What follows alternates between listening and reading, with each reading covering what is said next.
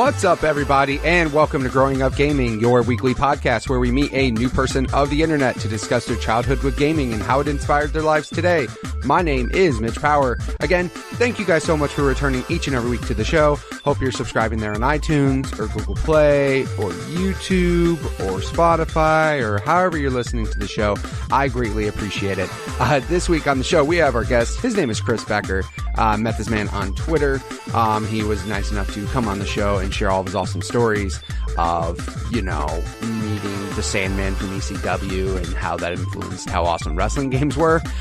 So feel free to take a listen to this, and I hope you guys enjoy it. If you guys want to be on the show just like he was, go ahead and send me a tweet at MitchPower1116 on Twitter, or at the podcast Twitter page, which is at GUG Podcast on Twitter. Without further ado, let's get things started with Chris Becker.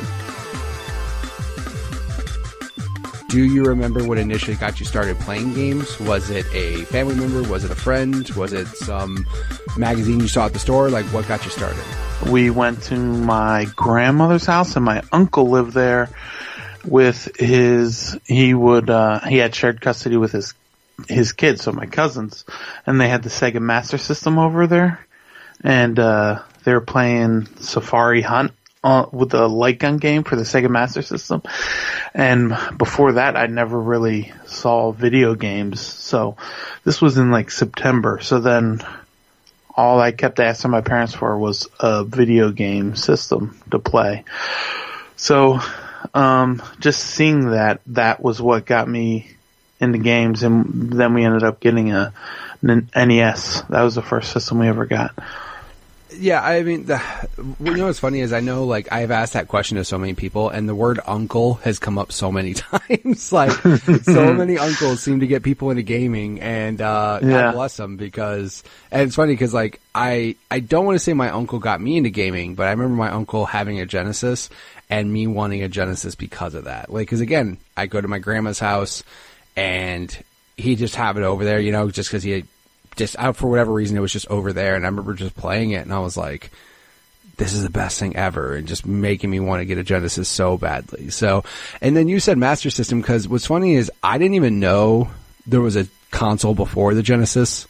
Like, I just thought, yeah, Sega Genesis, that's her first console. Like, I didn't even realize there was a Master System until I was, like, much older. And now I just realized there was a light gun game for it, so I didn't even know that. Oh, yeah, they had the light gun. I think it was, like, they had a couple games that you could use it for, but like Rambo and a couple other games. But I remember my dad's coworker, he had I went over there like twice maybe, and they had the Atari 2600 there. But I just assumed that that was just something that he had. I didn't know that it was something that we could get. Right. And then when I saw the Sega Master System, I was like, well, if my cousins can get this, surely we can get something. And then the NES, I think, had just come out. It was the version with Mario and Duck Hunt. Right. So we got the double pack. And so yeah, I mean, that Mario. And again, like, I know there was other Mario bundle, or there was other Nintendo bundles minus that one, because they had like the Rob bundle, they had like an Action Pad bundle or whatever that they had. So I mean, there was different varieties of it, but for some reason, again, I only knew of a Mario Duck Hunt bundle, and also too, for whatever reason, everybody and their mother had Mario Duck Hunt, but like more than one copy for some reason, and I never understood how that was possible. But like for some reason, I remember people having like more than one copy of it because they went to a garage sale and bought a Sega or an NES for super cheap, and then it came with a copy of it. So somehow people ended up with like 7 controllers and 2 copies of Mario Duck Hunt, and I'm like, I never understood that and everything. So, so did your uncle actually play games, or was it more or less like for his kids? He was just like, this is for you guys. He did play it quite a bit, and then he played that, and then he played the PlayStation, the original PlayStation. That's kind of when he stopped playing, because the more complex the games got, the less he played it. Sure. Yeah, I mean, because like once it's simpler and stuff. I mean, there's always, stories of parents who played Pac-Man and stuff, but then as soon as like there was more than just up, down, left, and right, and there was actually buttons involved, that's when you got all thrown off. You're like, oh, that's where it gets harder. So, right. Yeah. So were you close with your cousins? Like, did you go over their house or your grandma's house, I should say, often and play with them? Or was it kind of like, did you kind of just see them every once in a while? Well, we went to my grandmom's like probably like 4 or 5 times a year, but normally they wouldn't have that. The Master System wasn't in the living room. That was in my uncle's room. And so I never went into my uncle's room, but it was in the living room. This one time my cousins were there. Like, I only ever saw these cousins like maybe 5 times until I was like 18. So it just happened to be that they were there playing it too when we got there. Right. It was just like a perfect coincidence that it happened to be there. Cause Right. yeah. What's fun. So yeah, cause at grandma's house, the system was never in the living room. It was definitely like in another room somewhere for me. Like my grandma had this spare bedroom that I actually frequented often just cause I mean, it was awesome at my grandma's house, but like I would go over there all the time and yeah, the Nintendo was in there because God forbid if I had that in like the living room on the big TV, like, yeah, that wasn't happening too often. Oh yeah. Mm-hmm. So then you, as far as it goes, like, were your parents cool about getting you games? Like, were they encouraging of it, or were they kind of just like, we'll just get this to kind of keep them quiet? Well, it was like the family's gift, and then it was hooked up to because growing up, we only ever had the one TV in the living room, and so we played that, and we didn't really buy games. I would buy games at like my birthday or at the end of a semester if I got really good grades. So we would get those, but other than that, we just rented everything, and that's how we got most of our games growing up. Right, that was a big deal then, because Nintendo games also. I mean, I was kind of on the same circuit as you, where I had birthday, Christmas. That's about it. And like, I didn't get games like throughout the year or anything. Obviously, if I saved my allowance, maybe, but like a lot of the times I never could save my allowance long enough to even like have enough money to get a game. Like, I'd always have it burn a hole in my pocket, and I'd be like, oh, I could buy this instead. And, I never like had the fortitude to just like save enough money until I was like way older. Never had the will to actually save enough money to just go out and save it and buy it a game. I was always renting a ton of things. So, did you have siblings growing up that would play games with you? I had my brother and sister. They're both older than me. My sister's like 8 years older. My brother is like 4. So me and my brother would play games growing up. I was going to say, like, the 4-year age difference isn't terrible, because it's like, yeah, you're kind of into different things, but you're pretty close. 8 years, yeah, right. Like, you and your sister probably didn't have too many things in common at all. Yeah, not only that, but she just never played video games, so, I could never remember her playing. Yeah, it's funny because if you think about it, like, say, if she's 8 years older than you, you're 4, she's 12. Like, that's such a big difference of, like, of everything. Right.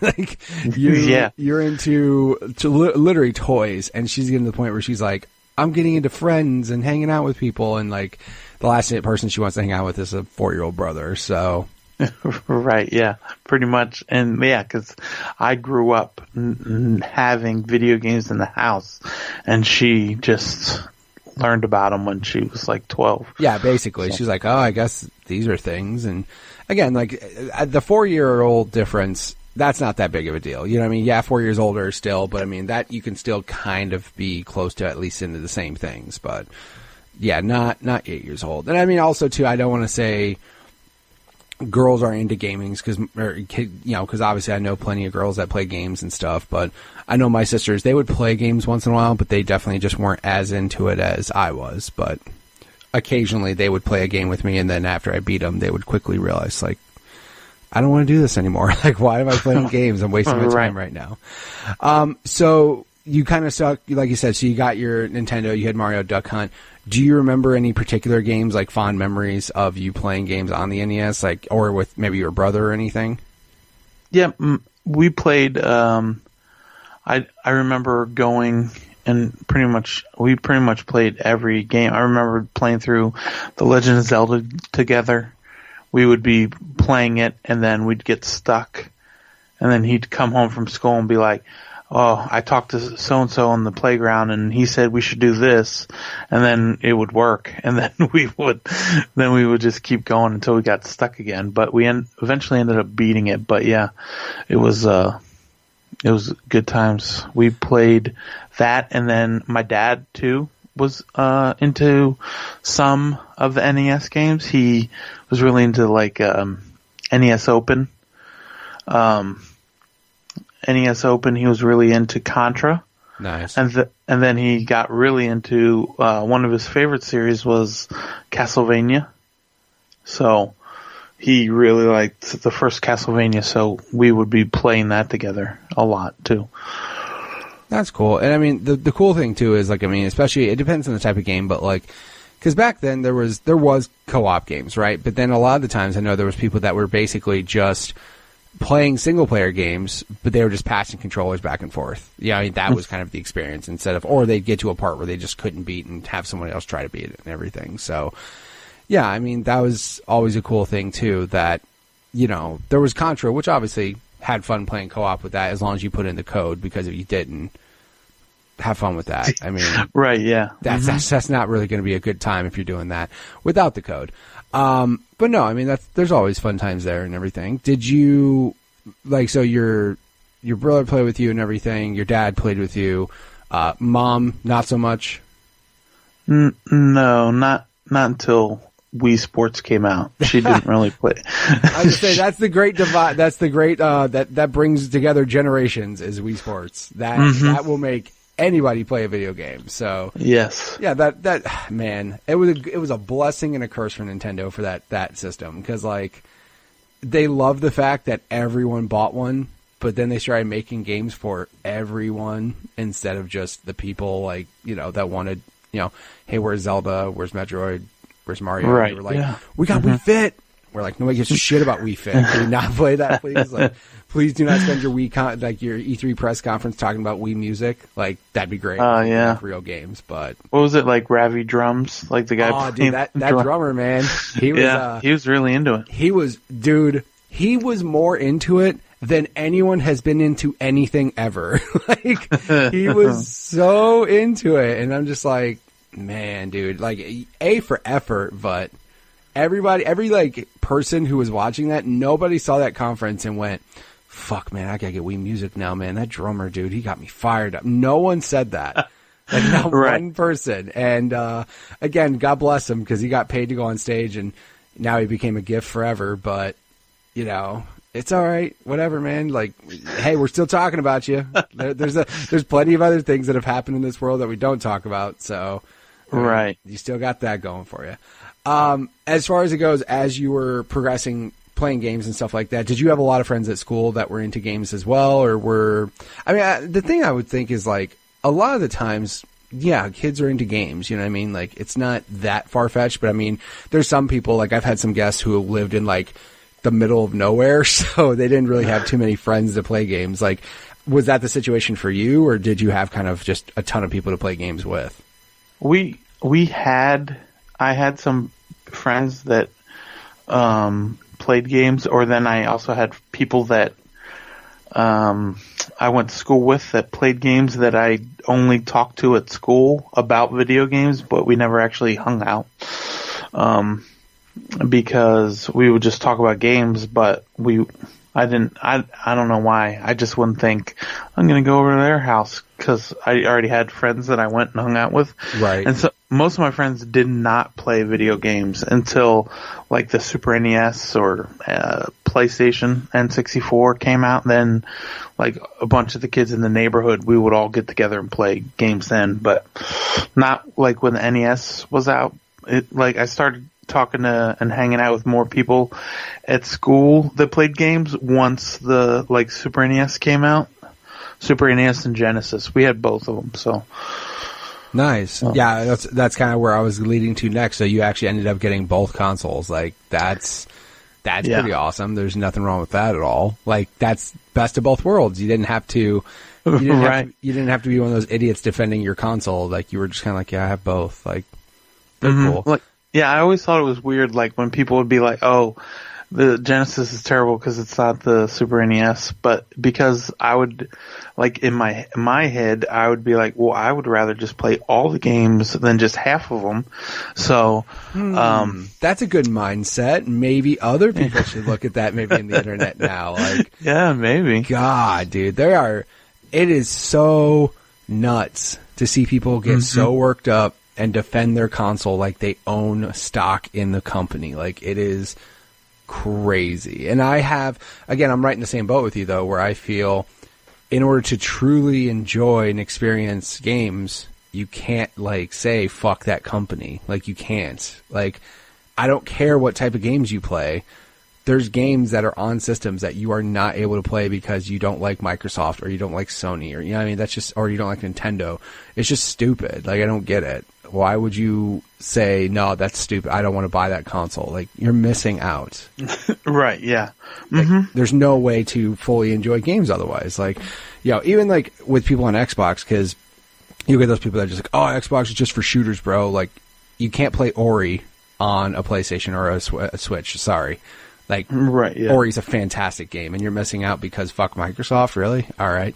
And the same thing, well, I mean, and it's the same thing, too. Like, you know, people, like, I know people that are like, fuck PlayStation. I'm like, I literally, and this is bad, but I just started playing Spider-Man because when Spider-Man was coming out, all this other shit was coming out.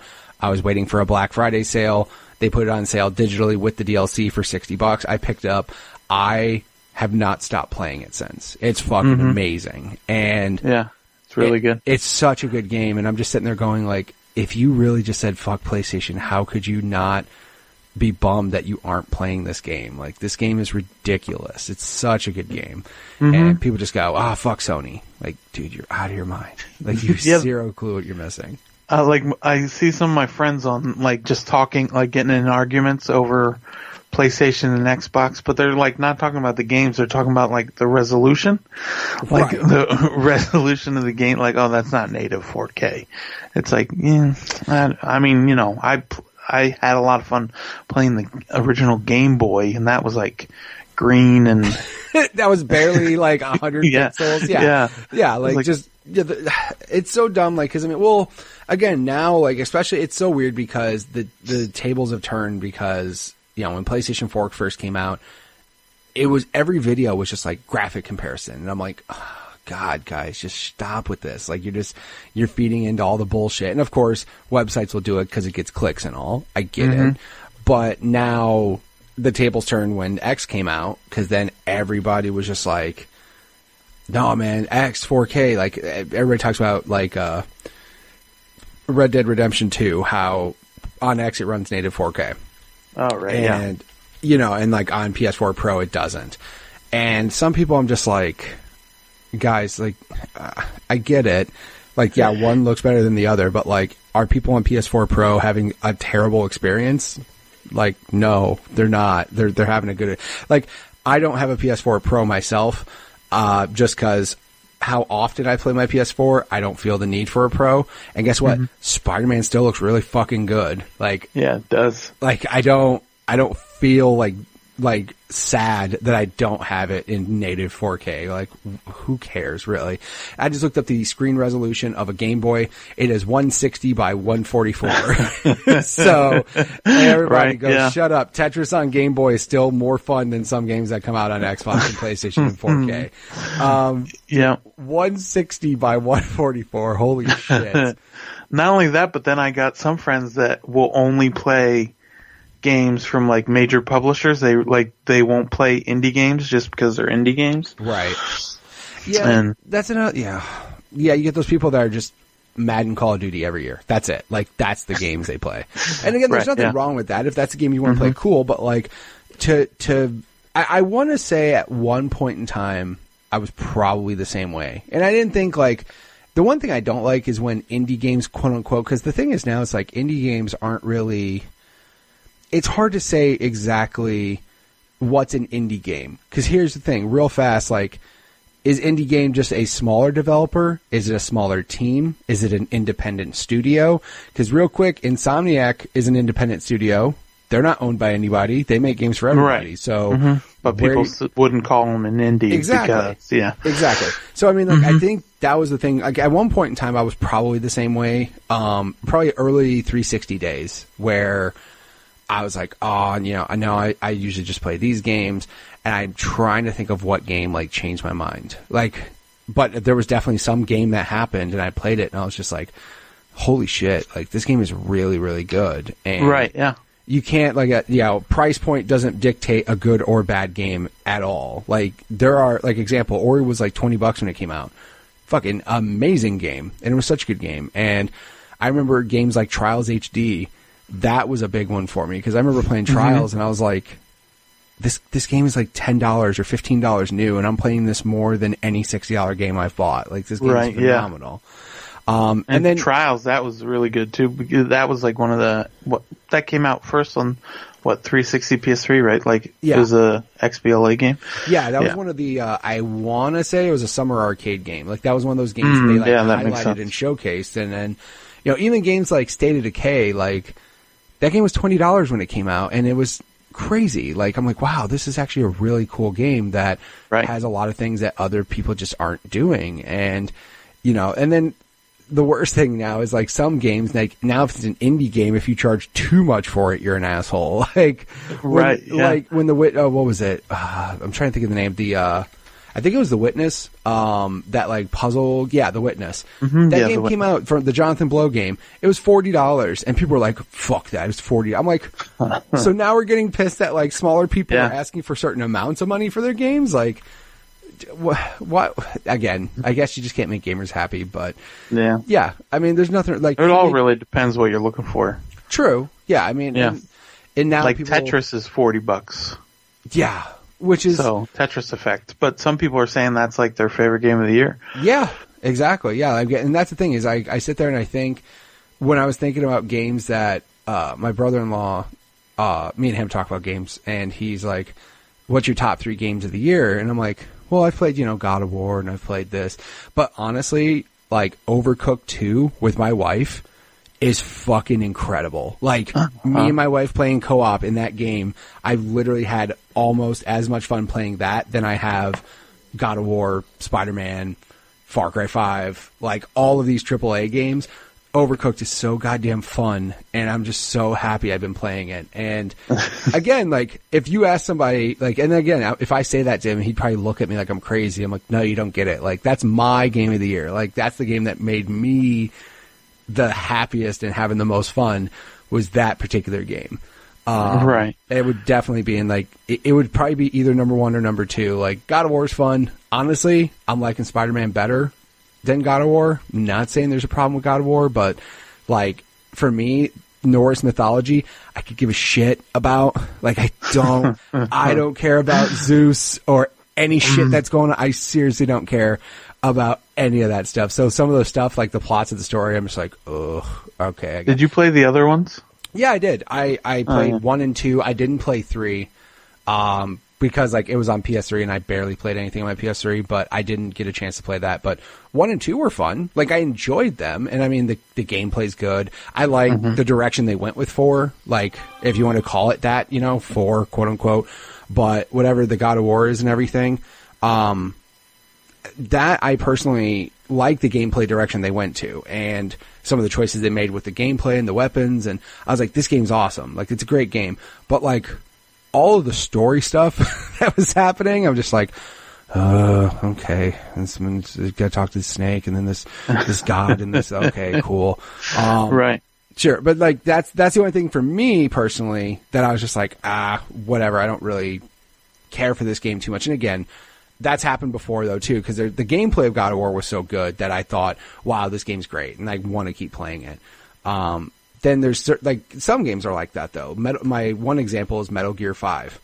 Gameplay loop is ridiculous. Like, it's so good. Like, the gameplay itself, the open worldness, how you can tackle things however you want to, is phenomenal. That story does not make sense to anyone. And I don't care if you watched every Metal Gear gameplay trailer, no. The story's fucking ridiculous. It doesn't make sense. Hideo Kojima is just out of his mind. He just says shit and people go, oh, that's interesting. Nah, it doesn't make sense. I'm sorry. I could watch 5 hours of YouTube videos on the whole Metal Gear story and you could try to explain it. It doesn't make sense. I'm sorry. So that's just for me, like, but again, the gameplay was so good that I didn't give a shit. I was just like, okay, whatever ridiculous shit you got going on right now. Okay. Just get me back to this open world so I can do more. But no, there's games like that, but then there's games where the opposite, where the gameplay is okay, but then the storyline is so good that makes you want to keep playing it instead. Right, yeah, exactly. A lot of times, though, for me, it's like I'll pick gameplay over story. But then, like you said, I can't think of any examples off the top of my head, but there have definitely been games that I was just trying to skip through the gameplay to get to the next like story cutscene. I will say, like, and this is kind of an unpopular opinion and everything, but like the Uncharted games are great games, but gameplay wise, they're not doing like amazing shit. You know what I mean? It's like, It's a third person shooter. Cool. It's very pretty. I get that. But the characters in the story are really good. And I was just like, this is really good. Like, I'm having a lot of fun. Like, doing the cutscenes and all that stuff, like, paying attention to the story is great. And the gameplay's not bad, but it's not groundbreaking or anything. I'm just like, all right, cool, it's a shooter. Like, I'm just running, shoot, bang, bang. All right, cool, what's going on with the story? I would say Last of Us, I liked better just because there was more to it. There was crafting mechanics and, like, that type of stuff. Like, doing more in the world, and it was more stealth and stuff. So there was different aspects of the gameplay, so that's why I liked it a bit better. But again, some people look at me and go, "Oh my God, Uncharted 4 is amazing." I'm like, "Yeah, but I mean, when you're climbing up a wall, you just hold up, like, right? Yeah, you hold up, and your character just kind of does his thing. Like, at least with things like Spider-Man, when you're playing that, how it mixes in, like, in the middle of gameplay, there will just be a quick time event, and then there's just all the shit that's happening throughout the city and stuff. Like, at least it throws things here and there that are just kind of different." But like, yeah, when that game, it's like, go up this wall. Okay. Just hold the grab button and move up. And that's all you do. And just watch Nathan Drake do his thing. You're like, all right. But the story's good. Like, I like the story. And some people think, oh, it's an Indiana Jones story. But dude, I'm sorry. The Indiana Jones aren't bad movies either. So like, I like the stories. Like, those are good. But you're right. I'm trying to think of like, how many games out there where the gameplay is or the story is actually better than the gameplay? Like, I'm sure there's some examples out there, but more often than others, it's the other way. Like, you prefer gameplay over the actual story. Back then, in older games, there wasn't much of a story, but also they couldn't really tell it like as well as they can now. Right? Yeah. Dr. Robotnik, like, why did you break open things and little animals came out? There was no fucking backstory to that. Like, you had to read a manual. That was the other thing too, is back then there wasn't like a gameplay part of it that was telling you the story. It was like, with those types of games, it was like, read the manual and there's one page of backstory, and it's like, okay, I guess this is my motivation, because it's not happening during the game. Mm-hmm. Yeah, pretty much. Especially, yeah, like you said, like on the Genesis, like back the older games. Yeah, I mean, there was games, like there was RPGs that were out there, right, that were fine, that were working. Oh yeah, that would show you like a story and have all these characters and have all this dialogue, and it was great. But a lot of those games didn't. But that's okay. Again, like, as long as you were having fun. I mean, back then, and it sounds so stupid because there was a certain point when graphics meant more than anything else, which is you eventually grow up and get to a point where you're like, no, they really don't. Like, I was all about like Genesis, like, oh, it looks better and this, there's still people obviously that are like that, but then when you get to the point where you realize games like Shovel Knight are amazing and they're 8-bit and 16-bit games, like, graphics don't matter anymore. Really, they don't. Graphics make a game a little bit better. Maybe, they help you get drawn into the story or the characters more just because of how good the game looks. But yeah, it doesn't make or break a game anymore. So then as far as it goes, so you had Super and you had Genesis. So how did that work? Like, did your brother ask for one and then you asked for the other? Or was it like one year you got one and the next year you asked for the other? I think it was like we discovered Funko Land, and so we did the thing where you just trade in your NES and all the games. Right. And but we didn't do that until after Christmas. Like for Christmas, it was like a joint gift for me and my brother. Right. We got the Super NES with, I believe it was, we got I can't remember. Probably Mario it came World with bundle. Yeah, Mario World, but then we also got some random games like Home Alone 2 and some and I'm sure that was a joy to play. I bet that was I bet that was classic gameplay at its finest, Home Alone 2. Yeah, sure enough, I played through it though. I beat it. It's some of those licensed games back then were either the coolest games in the world or money grabs from just out of nowhere. Like they didn't give a shit if the game was good or not, because as long as it was tied to a successful franchise, you're a dumb kid and you don't know any better and you'll buy it. But also, there was no like YouTube or game review websites. There was like gaming magazines, but you didn't get to actually see gameplay until you rented it from the store, and then by then it was too late. You were like, shit, I made a mistake. Mm-hmm. And they'd only get them. I mean, I'd only get the magazines like once a month. We would go to Borders, and then I'd get the magazine. So if it wasn't in that month magazine, I'd be like, well, I guess I got to wait till next month to see if it's good. But a lot of times I would just buy a game based on the cover and the screenshots on the back. That's all you could go off of, man. Like that's all you had. And the worst part is that when it was a situation where it was just like, it was a lie. Like the cover art was absolutely, because again, like I there's been stories out there of like, you look at like Mega Man's cover art, like the one where there's like all these like graphics don't look like that, characters don't even look like that. Like there's a cover art where Mega Man is actually holding like a pistol, and you're like, wait, Mega Man doesn't hold an actual gun. Like, that doesn't make sense. What is up with this? But, like, some of those cover arts, man, were amazing. But then you play the game and you're like, yo, this is not like this at all. Like, none of this is the way that they portrayed it in this. And, of course, the screenshots. The screenshots were valid. But, I mean, again, the gameplay of it, like, you could show a cool picture of something, but then when you actually play the gameplay and realize that the jump mechanics are trash and the game has just a ridiculous amount of enemies to make it awful, fun things that were just, you couldn't tell based off screenshots. Mm-hmm. Like, nowadays, like, people will see a game go up on PSN or Xbox and they'll be like, oh, that game looks pretty good, but I think I'll just wait and see if it's, like, on PlayStation Plus. And like back in the day, I would like look at a game and be like, oh, that looks pretty good, but I think I might just wait until they get it at the grocery store so I can rent it. Exactly. Like, that's how it is now. Yeah, because gamers are now completely spoiled. Well, they'll just go, I'll wait for it to be quote unquote free. Like, right. I mean, I don't want to say like that's got to bum out a studio like really bad. Like right when most of the people are saying that. Yeah, most people are saying that, and you're like, "Fuck, man! I worked hours on this game, and you just straight dismissed it as I'll wait for it to be free." Like that would piss me off. I mean, come on, man. And you know what's sad though is I will say I've done that before. Like I've done that to the point where I won't say I'll wait for it to be on Plus or Xbox Gold or whatever. I'll just say I'll wait for it to be on sale. Like. And again, this was so stupid of me, and I should have just bought it when it was full price because the developers deserved it. But Super Hot, like when Super Hot came out, it was $25, right? And I was like, the game's like 2 hours long, and it's $25. I was like, dang, that seems like kind of expensive. I'll wait for it to go on sale. Eventually, it went on sale, and I bought it, and then it actually went on.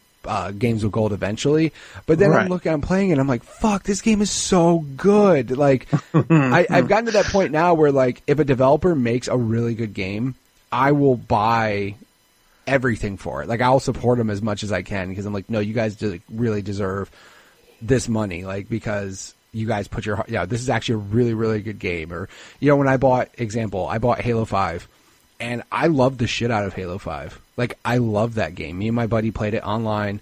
It was competitive. It was, like, the most fun I'd had since, like, Halo 2 online. It was fucking great.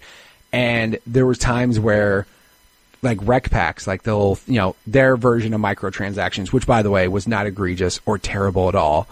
But they had them on sale, and I had already had unlocked a ton of shit, and I was just like, no, I want to buy these to like, I want to pay more for this game because I played so much of your game and you only made me pay $60. Like, they never charged for DLC, and I was just like, dude, I'll do this. Like, absolutely. And I've done that with games before.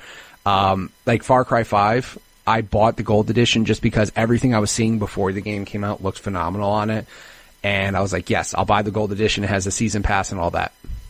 And then, I'll do the same thing sometimes if it's like a free game on like iOS or something. Right. And I played it for like 20, 30 hours. I'll buy one of those coin packs or whatever they are. Yeah, like give them something, because I mean they're working, you know, that's someone's job, number one. Like, yeah, I mean that's like their livelihood and everything. But I mean, I just, you know, you want to support the people that do that. You don't want to be that asshole. It's like, I'm going to wait for it to be free. And I know the company gets something for it, right? I know it's not like legitimate free, but yeah, I mean, support the games you want to do. But there's been like Far Cry 5, for example, I was actually bummed out because the game itself was so good. Like, that story mode was so good, and all the DLC was trash. Like, I got rid of it before the third DLC came out just because the first two were not good, like, at all.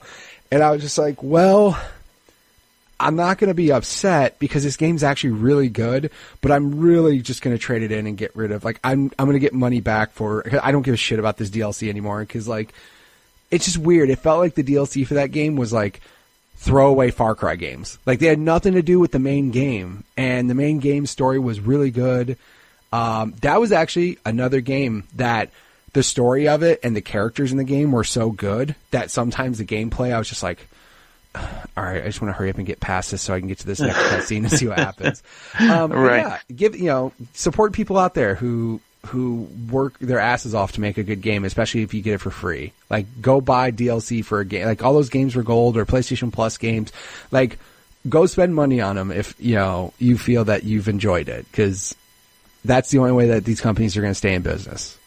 So. Right, because they've had some really good games that were on the like free games, like, you know, like Rocket League. I was literally going to say Rocket League. That is the great dude. That game is phenomenal, and it was free on PlayStation Plus. That's fucking crazy. Like, they've done such a good job, and there's certain other games too. Like, I mean, if you look down the line though, like, both Xbox and PlayStation have both had some like games with gold games you think about, and you're like, holy shit! Like, that's already games with gold, dude. Battlefield 1 was games with gold last month, and I'm like, that game's like 2 years old, and the game's actually really good. Like, holy shit, guys! And you know, they do, and then PlayStation had Destiny 2. I was like, Jesus, you guys are just throwing heavy hitters. Like, you're just throwing it out there, man. Like, and there's nothing wrong with that. I remember PlayStation had Metal Gear 5, and I was like, holy shit! Like,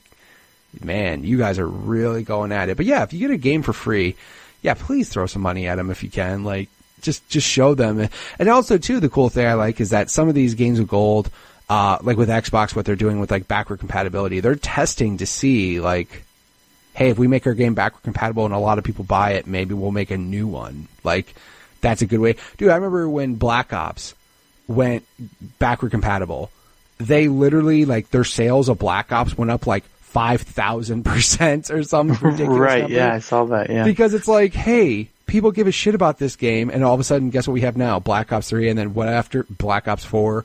Like, they didn't go away from Black Ops, because obviously everybody still loves that name. So, yeah, they're going to just keep making that shit. So, that's another game I didn't play yet, but I'm sure it's good. Whatever. Black Ops 4? Yeah. I heard it's good. Like, I'm sure it is. The problem is, like, online, I just don't have time to play games a lot online lately, so, and that's like only online, so. Yeah.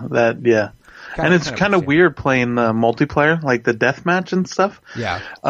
Like, kill confirmed and things like that, because you don't have a grenade anymore. Like, it's like, there's no grenade. I'm so used. Well, it's like a special ability. Oh, jeez. So it would override like because now it's kind of like Overwatch where you pick a person, like a character. Yeah. And then they each have their own special abilities. And then once you can unlock your loadout, like one of the things you can do is replace that person's special move with a grenade. Yeah, and that pissed me off. And it's an option. Like, wait, what do you mean the grenades are gone? What are you talking about right now? Like, it takes a while to get used to. I can imagine. Like, it's weird because some games are like that. Some games, have like a huge popularity and then they just completely die. I think it was Black Ops. It had to have been after Black Ops 2. I was just like, I'm done. Like, I'm done with Call of Duty. And I honestly didn't. And what's funny is, I actually played a lot of them. Like, I would buy them when they were, like, on sale, play the story mode, which took 5 hours or something. Like, they were always short. Beat the story mode, and then just trade it in. Because I was just like, I'm over this multiplayer. Like, I don't want to go back to this multiplayer anymore. But the stories modes were, for the most part, pretty good. And then Black Ops 4, they were just like, fuck that.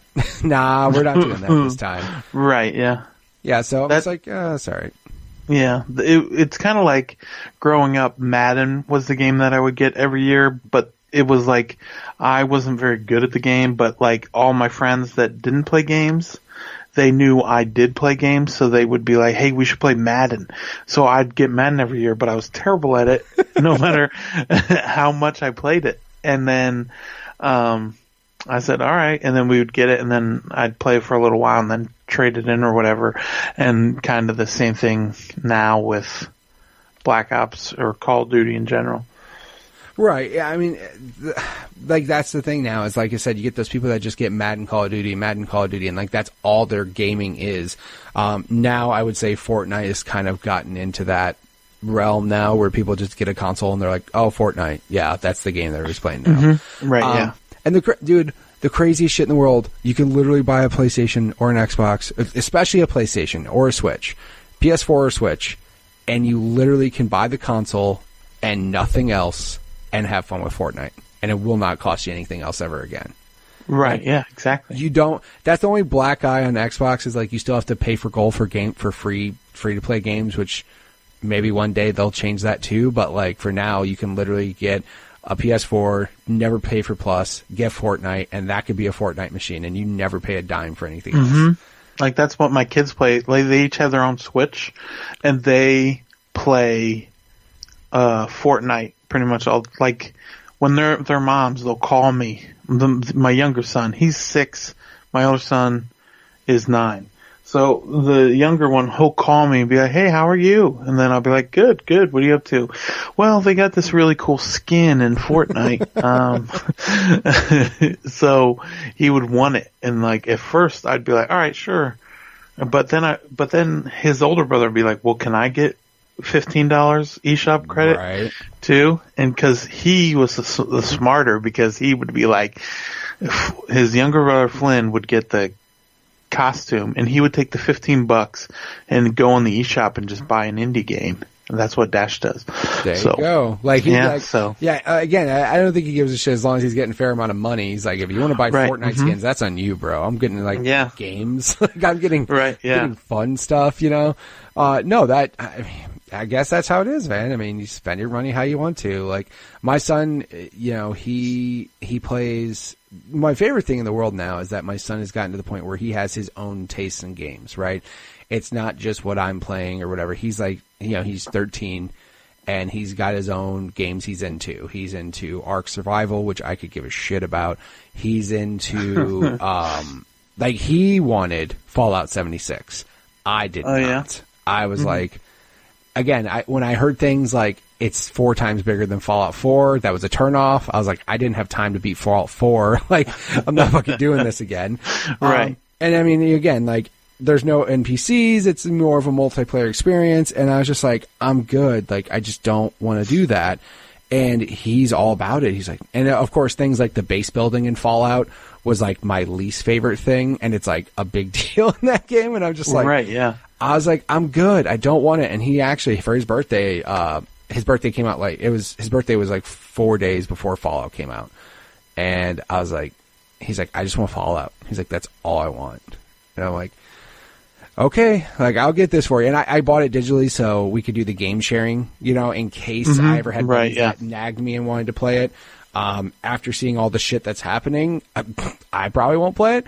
But yeah, I asked him, I'm like, have you been playing Fallout? And by the way, Bethesda, I'm really sad that on the original Xbox, like the OG Xbox One, not the S, but the OG Xbox One, that thing looks fucking horrendous. Like, it looks like a PS2 game. It looks really fucking sad. Really bad? It looks really bad. And I'm just like, I was watching him play it, and I'm like, ugh, like, what is going on here? Like, it just feels like they didn't, like, optimize the game or, like, something. And I know they've had patches. I will say, they've had patches since the last time I've seen them play it. But, dude, I literally was just looking at it like, what the fuck? Like, that does not look very good. And I haven't seen it on my X yet to see the difference.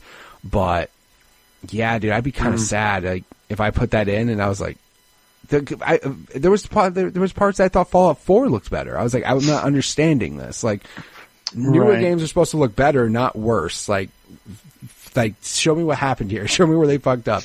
But yeah, there's a whole mess of other things they fucked up. But I don't know. Right. Go ahead. No, I was just going to say that the fact that he played Ark, it would make sense that he would be in the Fallout 76, because in Ark you're like building bases and like putting your dinosaurs and things in there and capturing them, and so it would make sense that he would like Fallout 76 where you're building bases, and because like some of the bases that people build, like there's like huge structures and buildings and like they're all connected. They like make cities together. It's kind of crazy. Yeah, like that's why like he's into like, I want to say that, I don't know if that's a genre of game, but I mean, he's into like Ark, Subnautica, which is basically the same damn thing. Fallout 76. So he's into those. Here's the other thing I noticed too. All those games look like trash. Like Subnautica looks awful. And I'm just like, it was in game preview though, so I was giving it a pass. I think it just came out or comes out. It did. But dude, I was looking at it, I was like, dude, this frame rate's like 7 frames a second. What the fuck is going on right now? Like, and he's all about it. He's like, I gotta build my base like this, and he's into like that. Like for me, that feels like a genre of game, like base building. And you don't want to say it's like just an RPG, but just that, you know, obviously he was into Minecraft when he was younger, and which blew my mind because he wasn't into Fortnite. And I was like, hey, you build shit in Fortnite. Are you aware? Like he was actually, me and him in the same way were into PUBG. We were just like, no, PUBG's a better game. And then I played Fortnite and shut up. I was like, I don't know, Alex. I was like, Alex, I think Fortnite's better. And he's just like, I don't. And then he would watch me play it, and he's like, man, that looks really fun. I'm like, yeah, it is. Like, it's again, I was one of those shit. I was like, I didn't want to say fuck this game because I'm old and kids are into it, but I was like, man, this game can't be that good. And then I played like 2 rounds of it, and I was like, ah, shit, this game is actually really fun. Right, yeah. It actually is good. So good job, Epic. You got me buying shit in there. PUBG, what they're about to like have like a Resident Evil add-on or something? I guess. Something like that? I guess. I feel bad for PUBG because it feels like Fortnite literally showed up, stole all the thunder, which it really did. And then like it came out on PS4 and no one gave a shit. Like no one cared that it came out on PS4. And now, like, it's in full release, and apparently, like, I've asked, like, because I have a buddy who plays Fortnite and PUBG, he just has, like, a different group that he plays with, and I've asked him, and he's just like, no, they've optimized it, they've done a lot, you know, like, it actually feels like a completely different game, and I'm like, well, that's good to hear, but you gotta try to get people back into the game now, and, like, that's the hard part, like, right, you know, especially when it's still $30 or $40 or whatever. Right, and literally, Fortnite's free. I mean, on the Xbox, it's a part of the Game Pass now, but which still, now is basically like the only way I equivalent Game Pass is like Game Pass is phenomenal.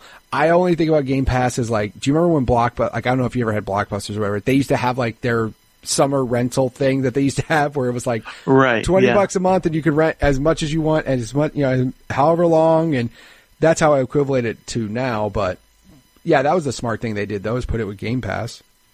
Yeah, people to actually play it. Yeah, definitely. So as you were growing up, though, obviously you were renting a ton of stuff and everything. You had both systems, so you kind of had just probably the best time ever. Like there wasn't a situation where you didn't have like the system to play the game that was popular at the time. Right. The problem is like the older I got, like it seems like the more I'm like into like the more my parents like television started to become more of a thing that they would watch in the house. Because before they would watch like sports events and things like that, but then like all these network shows and reality shows and starts fucking with that TV time. Yeah, they were watching what was the Ozzy Osbourne, like the Osbournes, yeah. Mm-hmm. Yeah, they watched that all the time. But the saving grace from all that was when I got a Game Boy, and I would be all like, I had the AC. Luckily, like the one, like in our living room, like we had everyone pretty much in the family had a spot that they always sat in. My spot was like right next to an outlet, so I just got like the AC adapter for the Game Boy and just plugged that in and played a lot of Game Boy. Yeah, I was gonna say, because with an AC adapter and a Game Boy, that was probably the best combo ever. Granted, it lost the portability factor, but you didn't have to burn through 4 AA's every so often. Yeah. Jeez, yeah, especially, and then the Game Gear, when that came out, I was like going through so many batteries. And that the problem thing shouldn't have been allowed to be released. Like that thing has probably caused more pollution in landfills than anything else on Earth. Like, you went through so many batteries. And then again, it was funny because like Game Gear at the time was like, it had a color screen, it had a backlit screen, it was amazing, and it just ate batteries like no one's business. Mm-hmm. There were times where it was like, listen, I have to pick between batteries or a new game. Like it was like, so I would just get new games, and I'd get them on the Game Boy because I didn't have any batteries for the Genesis. Right. And then I ended up getting the AC adapter for that too. But that was a bigger godsend. You were just like, thank God I can actually have this. But yeah, where I would sit, I really looked out because it was like right under a lamp. So for the Game Boy, and I would just turn that on. I'm surprised for like Christmas or something, if like you didn't have a lamp, you'd be like, "What do you want for Christmas? A lamp?" Yeah. Like, the fuck is wrong with this kid? He's asking for a lamp for Christmas. Why is he not want toys? Like, you don't know, you don't get it. Yeah, I'd have like the worm light and like the. Oh man, I remember. Like this. Well, again, also Game Boys at the time. Then they started turning into fucking Transformers, where it was like battery pack, magnifying glass, like, and then it was just like things that went over the buttons for whatever reason. Like, there was just all this weird shit, man, and I never understood it. But I mean, there was all sorts of things like that. The time that I would really like burn through batteries was when Pokemon came out. Eventually, like I would just. Then I would want batteries because I was trading with kids at school, and I was like one of the only kids that had the transfer wire until Christmas. Right. Like so. Yeah, the link cable, So then they would be like, kids would be like, "Oh, do you got the link cable? Can we trade?" And then I'd be like, "Yeah, but you got to give me this Pokemon." And you barter for your link cable. That's how you had to do it, man. Like, you want this? Cool. Well, guess what? That shit's not free, is it? I want all the starters. You get it. I want you to work for all the starters, and then I'll let you use this for the other people. That was your payment, man. Yeah. You know, like, bullies had that, like, give me your lunch money and I won't beat you up. You were like, yo, man, I need that Bulbasaur, man. Because nobody fucking chose Bulbasaur at the beginning. So you were like, I need that Bulbasaur, man. You ain't getting shit unless you get this, man. Oh, you want to trade with him? All right, go get me a Bulbasaur. Yeah. That's hysterical. Mm-hmm. That's awesome. And then, so, I mean, dude, it sounds like you kind of had, like, everything. It really does. It sounds like you had Genesis, you had Super, you had Game Boy, you had Game Gear, you're like, you were super into gaming, it sounds like. It didn't sound like there was a whole... like, were you into other things as a child? Like, were there other things that occupied your attention, or was it a lot just mostly gaming? Yeah, well, I grew up, like, right outside of Philly. Me and my brother was really in ice hockey, and then we would play roller hockey. So we played a lot of hockey in the neighborhood.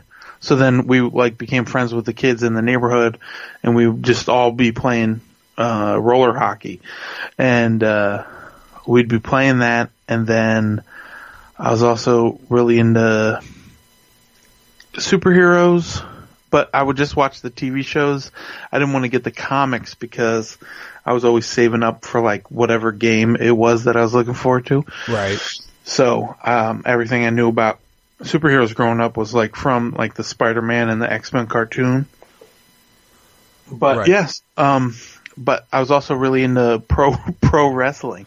Dude, no, don't you dare laugh at that, dude. Pro wrestling back then was fucking everywhere. Like, I was super into wrestling, dude. Yeah.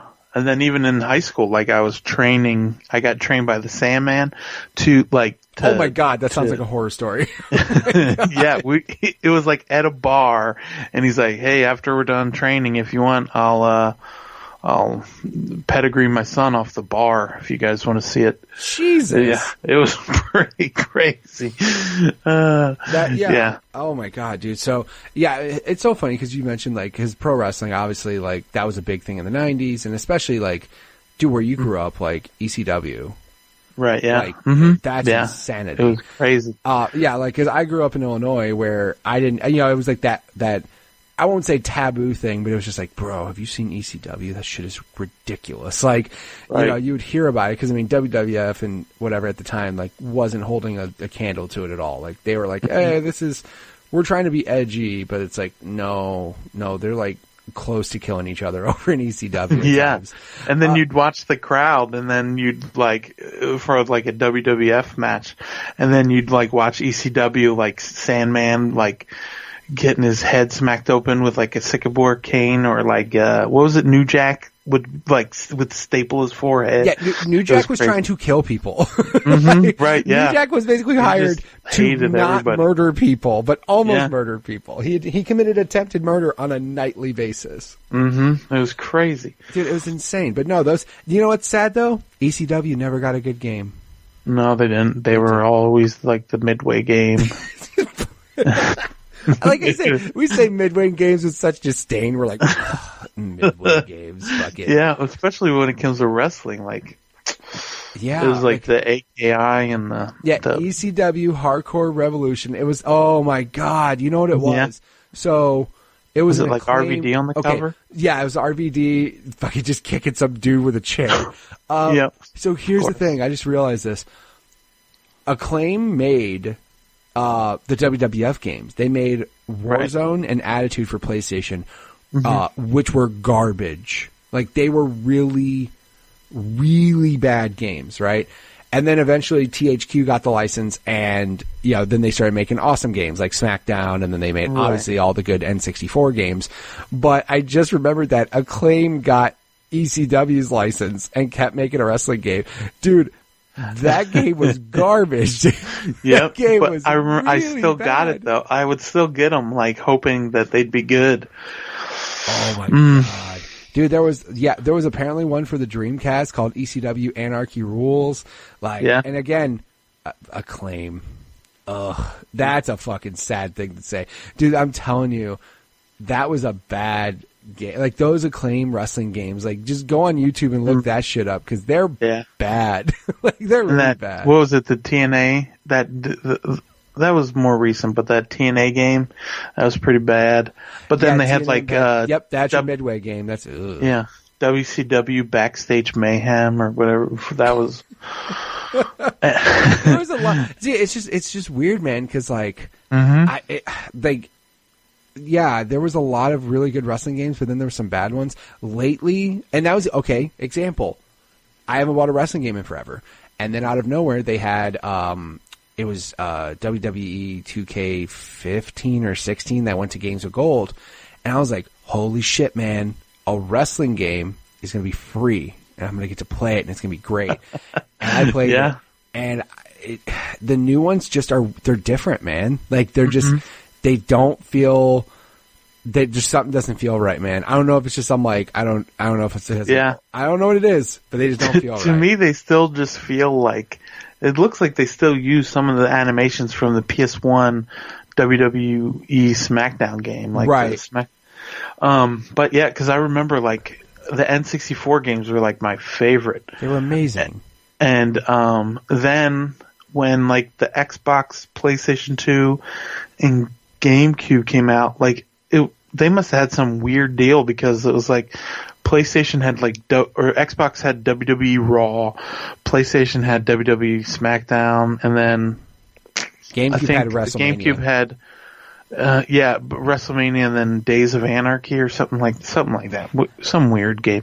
But yeah, I remember like I'd be like, well, it looks a little rough, but maybe it's great, and then I'd get it and be like, nah. So this is like that whole generation. Like my favorite game was probably Def Jam Fight for New York, like my favorite wrestling game. Yeah, like I'm looking right now, and like GameCube had like the WrestleMania games actually. So it was like they had also Day of Reckoning. Like again, just weird shit out of nowhere. The PS2 SmackDown games weren't terrible. I never got to play the Xbox one. But you're right. Like they were just three separate things, like three separate franchises and stuff, and it felt really weird. But and the Dreamcast had Royal Rumble, right? The one game, like the one wrestling game that came out for that thing tanked. But oh my god, man, yeah, and there was nothing wrong with that. Like the wrestling games though. But yeah, I remember I felt like an idiot, dude. I was calling every day for Warzone because Stone Cold was on the cover, and I was like, this is gonna be the greatest fucking game of my life. And I remember just like, and I got it, and I'm like, okay. Like, again, at the time, I was freaking out. I was like, this is the coolest shit ever. And then literally I go back and look at YouTube videos. I'm like, this is horrendous. Like, this is really fucking bad. Like, I made bad decisions here. But again, at the time, man, that was the best thing in the world. But, you know, now the only thing I'll say, and there was something that happened out there, some article that I saw that actually said, like, they haven't changed the engine at all. Like, the engine is still the same, but they've been making it look better and graphically look superior and stuff. But like, you're right though. I think I'm not gonna make a jump and say like, I'm sure some of those animations are probably the same thing. Which is really sad. Yeah, the problem is that they sell every year because WWE is still so popular that even if they put out shit, they'll still sell the game. So they don't. And it's your only option for a wrestling game, right? Like, what's your incentive to make it better if you're selling it and you know nobody's going to complain because people are just going to still buy it? What's your incentive to make it better? Like, there is none. So. Yeah, one of my favorite wrestling games was my brother went and got because my brother was working when the Game Boy Advance came out. So he went and got a Game Boy Advance with I think he got it with like Super Mario Advance. And so it was the launch day and he's like, "Oh, they still have some more systems in stock." And I wanted one. And I was like, oh man, you know what? He's like, cause he like was having a lot of fun playing it that morning. He went and got it as soon as they woke up or as soon as they opened. So he was playing it. He's like, man, I really want some more games for this thing. And I was like, I want one of my own. So we took like our PlayStation and all of our games, traded it in and got, myself a Game Boy Advance and then like pretty much every launch title. Jesus. So, yeah, well, because it was like Castlevania Circle of the Moon, which is a solid game. Minus it being dark is just so dark. That was another. I was like, as soon as I got it, I was like, man, they really need to. I'm gonna have to sit by my lamp again all day. Like this is dark, really dark. Yeah, that was crazy. But one of my favorite games was Fire Pro Wrestling, and that's a solid game. Yeah, I played that so much. Like that game led me to like go online and like, cause they had a lot of the guys like back when that game came out on the Game Boy Advance, they had guys that pretty much looked exactly like they just had different colors. Right. So it was like The Rock, sued. Hogan. Yeah, exactly. They had how like get close enough, but not too close to where we'd get sued. Exactly. Yeah. So they had those, and then I played that so much. And then this year on the PS4, they had Fire Pro Wrestling World, and that game is really good too. So if you want a wrestling game, you can get that. I played that a lot, but at the same time, I'm waiting for it, hopefully, to come to Switch, because they said it might be coming to the Switch, so. Nothing wrong with that. Yeah, I know. Isn't that they took like New Japan Pro Wrestling like license, didn't they? Like. Mm-hmm. Yeah, That's so they awesome. have those guys in there, yeah. That's cool. Nothing wrong with that. Like, man, yeah, and it's funny because like they modeled that. Like, there was I don't think that's the game, but I think there's a game out there that's actually modeled around the N64 games. Like they modeled like the way the gameplay is a reminder of like how the 64 games were. So you can tell like that was a good era of gaming when you try to mimic it. So right. So I mean, it sounds like you had. Did you just basically like? So there was never a point in time when you stopped playing games. Like you had games from the beginning, and you pretty much just played games because you were mentioning PlayStation. Then you went to Game Boy Advance. Like, was there ever a point in time when you ever like got into anything else to where you stopped playing games? Because I mean, I know people that did for a while. Like certain people would stop playing games for years because they got into sports or they got into girlfriends or whatever. But literally got into girlfriends. But do you know, like, was there ever a time when you ever stopped playing games? No, not like, I mean, when I would sleep and stuff, but, yeah, I would hope when you were sleeping, you're not just you're not just up like an insomniac, just fucking staring at a screen. But no, yeah, they don't have that yet. No, but there was no period in time where I stopped playing. Like, I would start playing and then I got a job at GameStop and I was like the manager there for a while. And then, I was always playing games, and then I started like making YouTube videos for a little while, and then I would like write reviews for different websites, and I made some of my own websites and stuff like that. So I've always been playing games and talking about them. Nothing pretty wrong much. with that, man. Like, yeah, like the good thing is at least you got to experience things like as they were happening. You know what I mean? You were experiencing them firsthand as they were happening. You didn't have that FOMO at all. Like you didn't miss out on shit, dude. You were playing everything. No. Like I stopped playing games for like, I want to say like 4 years almost. 'Cause I was just skateboarding. I was just like, skateboarding's amazing. And Tony Hawk, thank you for that.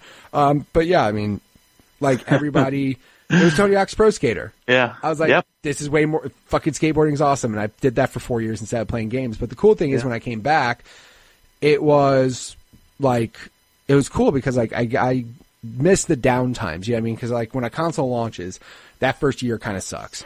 And then after that, all these games start coming out. Where like I didn't have that problem. Like by the time I was into PlayStation or PS2, GameCube, and Xbox, they had been out for a couple years. So I had like all these games to play. I was like, I didn't have any problems at all. This shit was awesome.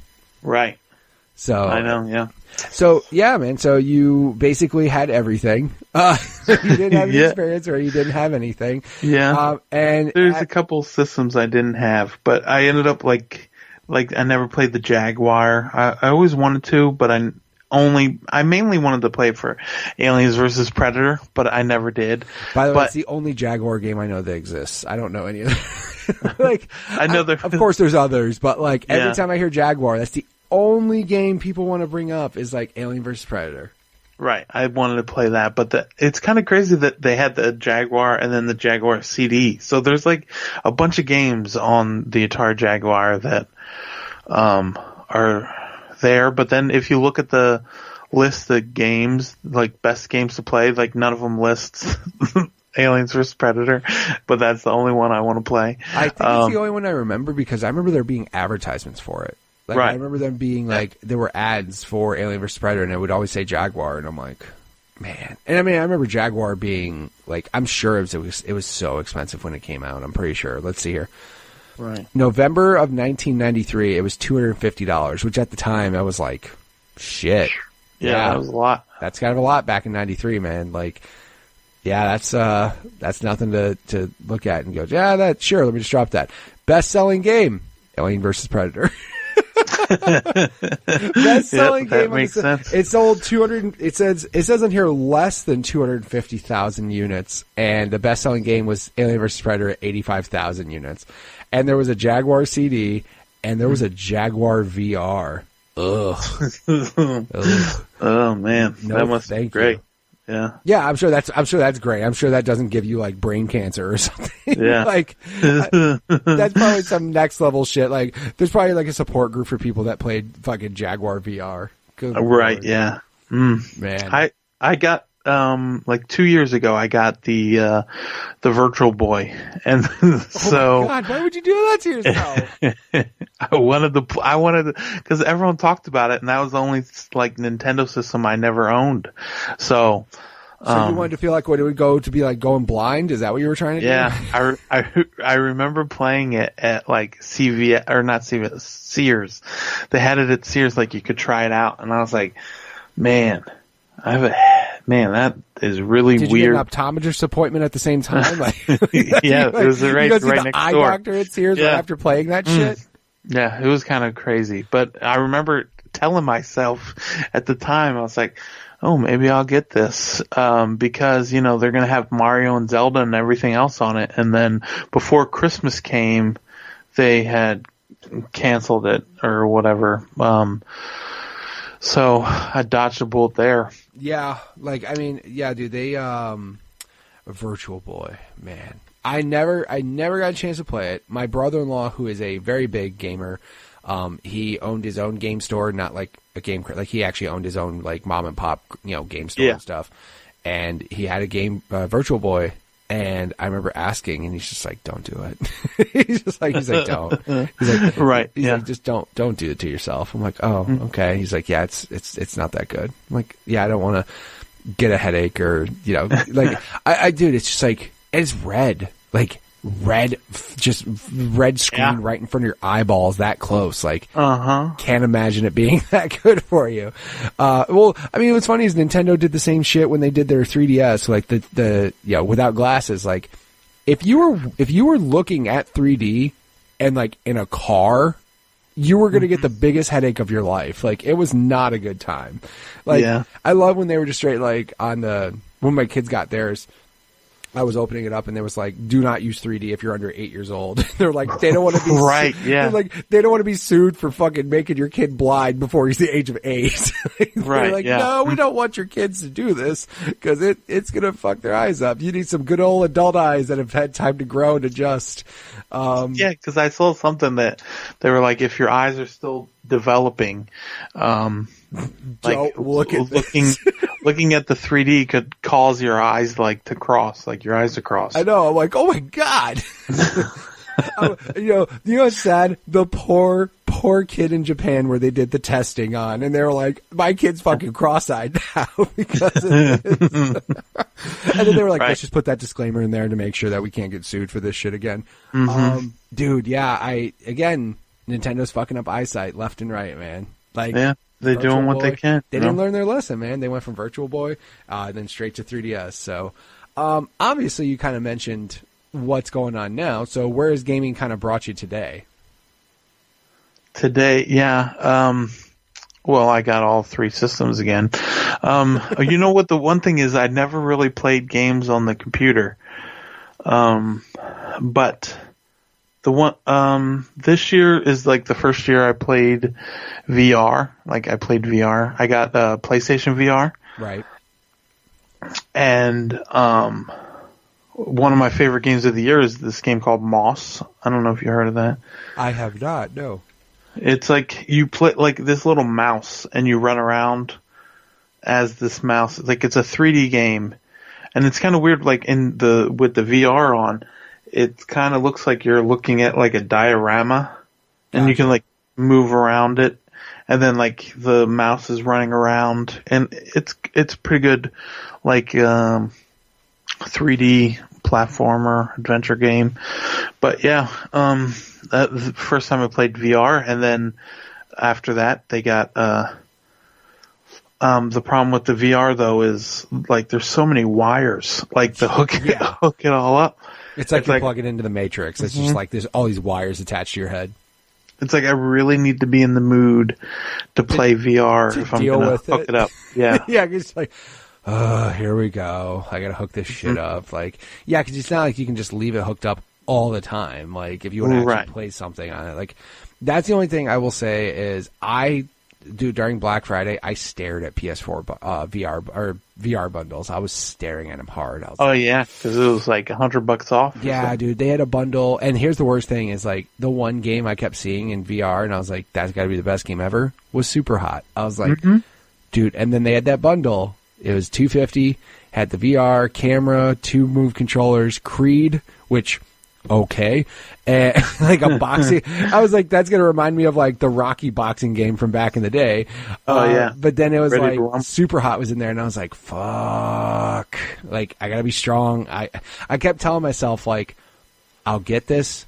I think this will be the shit for like 1 week, and then I'll be over it, and I can't do it. And I don't know how well the third party market is of like reselling a VR headset that you've had strapped to your face. Yeah. Like, I'm just like, I'm just gonna not do this for now. But no, the times I have played VR at like demo, like kiosks and stuff like that. Before it came out, Best Buy was doing like runs of it. Doing games like Valkyrie were awesome, where you sit stationary and you're not trying to move. Right. Yeah. My brother-in-law like could not do it. He was all fucked up, man. Like, after he got up, he was like, whoa. Like, he was just really disoriented. He's like, I can't. And also, too, like, when you're gaming, especially when you're going to go through all the shit of hooking that thing up, you want to play games for a couple hours. And, like, you're not supposed to play VR for a couple hours because it'll give you, like, the worst headache of your life. Mm-hmm. And also, too, I'm not trying to fucking die playing Resident Evil 7 in VR. Like, none of that sounds fun. Like, at all. None of that sounds fun. I'm sorry. I would already get nervous playing that game, and then to have that shit right in my face, nah, I'm good. Like, I really wanted to play Super Hot, though. And, like, Beat Sabers, oh, my God. Oh, yeah, Beat Saber just came out. I was almost hooked it back up to play that. But... Almost. Still wasn't worth it. Almost. One day when you're like, I guess. Yeah, I get it, though, man. And the other thing, too, is because I don't have a Pro, that was another thing that I was worried about. I was like, how well does it really run on the OG PS4? Like, oh yeah, that's true. Does it run okay? Obviously, with the Pro, it's going to run better. But how well does it run on the I'm talking the original PS4, not even like a Slim. Right. I'm like, I don't know about all this, so that's all right. Well, obviously though, you're doing things now though. Like, obviously, I see that it was on your Twitter that you were partnered up with a gaming website. So you're kind of doing that as well. So it's kind of led you there. If people wanted to check you out all over the internet, where would they go? You could just find me on Twitter at Super Nintendad. I stream on Twitch. I'm about to start streaming more on Twitch, but my name is Super Nintendad on there too. That's pretty much where you can find me. And the last thing you were playing is Mario Tennis Aces, which that looks... Yes. It's funny. I was wrapping Christmas gifts today, right? I got my daughter Mario Tennis. By the way, my kids suck. I tried to tell my kids all day long that Mario Tennis was awesome, and they were like, nah, I just don't want it, Dad. I'm like, you guys sure? Like, it's supposed to be really good. No, I'm sure.